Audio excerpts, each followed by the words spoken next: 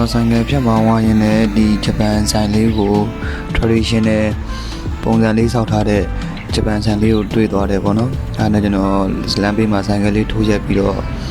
အဝေးကနေတစ်ခါအနီးကနေတစ်ခါအန်ဂယ်မျိုးစုံကနေပြီးတော့ကျွန်တော်အမျိုးမျိုးပုံစံမျိုးနဲ့စိတ်ဝင်စားစရာရှူတော့ကနေပြီးတော့ဘယ်ရှူတော့ပို့ပြီးတော့ကြည့်လို့ကောင်းလဲဆိုပြီးတော့ကျွန်တော်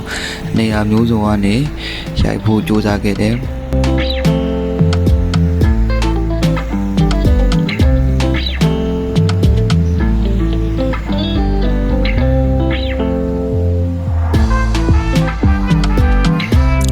အဲ့တော့ရလက်ကတော့ဒီလိုလေးပဲဖြစ်မယ်ထင်တယ်ချက်တော့ကြည့်လိုက်ပါဦး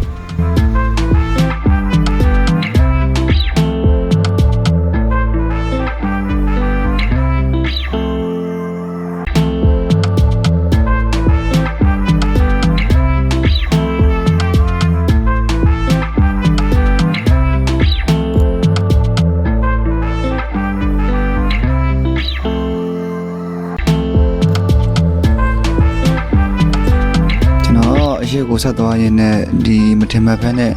ဒီ background တောင်လေးရဲ့တောင်တွေကြားထဲမှာဒီအိမ်လေးပေါ့နော်တကယ်တိတ်ဆိတ်ငြိမ်သက်တဲ့မှုလေးဒါလေးကိုကျွန်တော်ရဲ့ frame လေးကိုထည့်လိုက်တဲ့အခါမှာ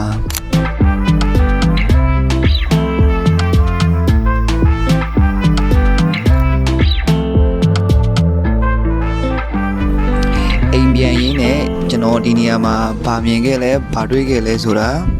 တစ်ချက်လောက်ကြည့်လိုက်